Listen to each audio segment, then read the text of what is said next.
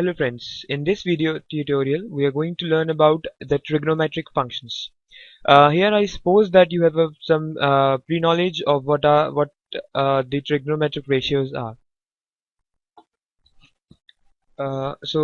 First we look into what is a radian measure. The angle subtended by an arc of length 1 unit in a unit circle is said to have a measure of 1 radian. It's a practical unit of measurement of the trigonometric angles. So I'd like you to get thorough with this. Here I would like to emphasize that the degree measure as you were using earlier, like this one, was not a real number. It was a different unit of measurement. So to convert it into a real number, we use the radian measure. It is defined as you have learned in the last slide, that the angle subtended by the arc in unit. If the angle subtended by an arc in a unit circle is x, then the corresponding arc length is said to be the radian measure. So here, as you might know that theta is equal to L by R. So what theta is here is the angle subtended by a particular arc. So if this arc subtends theta angle at the center, then the relation is given by theta equals to L, which is the length of this arc L, by the radius of this circle, which is equal to 1. So basically theta comes out to be the arc length of this. Theta comes out to be the arc length. So to get why radian is a real number and degree not, you may visualize this. If there's a tangent line at A and we take 1 unit measure on it and try to roll it over the circle, it will cover, let's say, an angle theta. So the length of the arc will be equal to 1, as this particular length is equal to 1 on the real axis, is mapped onto this. So the L will be equal to 1, and as the radius was 1, so the angle comes out to be 1. So as you can see, the length is coming out to be equal to the angle, and since length is a real number, the angle theta is also a real number. Here's a simple notation which will help you to convert the degree measures as you've been dealing with into the radian measure. So pi radius is equal to 180 degree. Here let's go back and try to find the radian measure of degree measure angle. So let's say if we want to convert 40 degree 20 minutes in radians, so how would you do that? For doing that, first of all, we convert this degree measure in this minute into degree, and as you know, the 1 degree contains 60 minutes, so it will turn out to be divided by 60, that is 121. And as we have the given relation, pi radians equals to 180 degree, therefore after by applying the unitary method, that 1 radian is equal to 180 degree by pi radian, that 1 degree equals to pi by 180 radians. Therefore 121 by 3 into pi by 180, which, as you may work out by simple algebra, will come out to be, if you directly put into it as I don't think there's a common factor, so it will come out to be 121 pi by 540.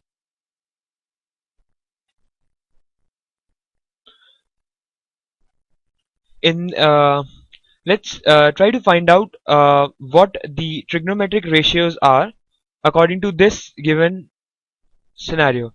So earlier you have been dealing with the angles only described in an acute angled or say right triangle. Here give the here I try to introduce the concept of trigonometric ratios in, or rather trigonometric functions in, for a general point P which lies on a unit circle. For a general point P, this concept is generalized, but for simplicity we are using a unit circle. So let's take a unit circle with center at O and a point P which is A comma B, which subtends an angle of x at center. Here we to find the trigonometric ratios of the angle x, we draw a perpendicular from P to the x-axis and label it as B. As you can see, the point P is A comma B, so the distance from x-axis is equal to B, and the distance from y-axis of the point A of the point M is equal to A. So the sine of the angle subtended by P, that is theta, or say sorry x here, is equal to the length of the hypotenuse, that is B, upon the length of the length of the perpendicular upon length of the hypotenuse, that is B by 1, which is equal to B. Similarly, cos x will come out to be A. Here this concept can be generalized if let's say P was in the second quadrant, then the coordinates of P would have been since the on the x-axis it's on the second quadrant, its coordinates will be minus A comma B, let's say, for simplicity, and it subtends the angle y, I suppose. Then sine y would have been equal to, as we work out, this length will be again B and this will be minus A. Here sine y would have been come out to be B and cos y would have been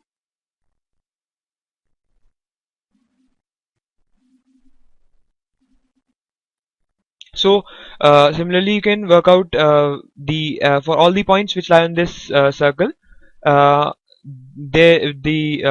ratios are defined in a similar way. So as you've seen, the angle y would be obtuse. Earlier you have studied the sine and the cosine ratios for the acute angle only. Those are defined for the obtuse angle also, and the in general these ratios are defined for every angle, and if the trigonometric function is not is bounded in that interval. So here let's find out the ratios of some simple angles, like say 0 degree. So sine of 0 degree, to find the sine of 0 degree, we'll take this B point as R, because the angle here, I've been talking about angle. So the angle here is taken as the angle of the ray joining the center and the point with the positive x-axis measured anti-clockwise. Please note this convention, it is very important to note that. And now we go forward to find some of the simple ratios, like sine 0. Sine 0 will be extended by this point, as this point lies on the x-axis itself. So as you can see, sine 0 is equal to the length of the perpendicular, which is 0 upon 1, which is equal to 0, and cos 0 will be equal to the distance from the y-axis, which is 1 upon 1. So cos 0 is equal to 1. Cos 0 radians is equal to 1. Sin pi by 2 will be expanded by this point B1, as it lies on the y-axis, will be equal to 1, and cos pi by 2 will similarly come out to be 0, as the distance from the y-axis is equal to 0. So here you develop a general sense that if the sine of an angle is 0, then it lies on the x-axis, whether it may be in the positive axis and on the or on the negative axis. So this sine, if sine x, then as you have seen, the angles will be like 0, then pi, then if we come back, it will be 2 pi, it will be 3 pi, and so on. So in general, the value of x can be n pi, where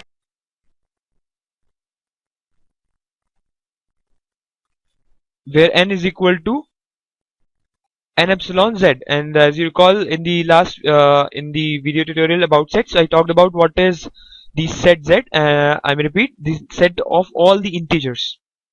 Okay, so to get sine x equal to 0, x can be equal to n pi, where n epsilon z. And for similarly, let's try out to find cos when cos x is 0, or for what value of x the cosine of that angle comes out to be 0. So as you can see, cos pi by 2 is 0. And similarly, if the point lies on the y-axis, the corresponding cosine function will be 0. So x can be values like pi by 2, 3 pi by 2, 5 pi by 2, 7 pi by 2, and so on. So it will be n pi plus pi by 2. Then x will be equal to n pi plus pi by 2, where n epsilon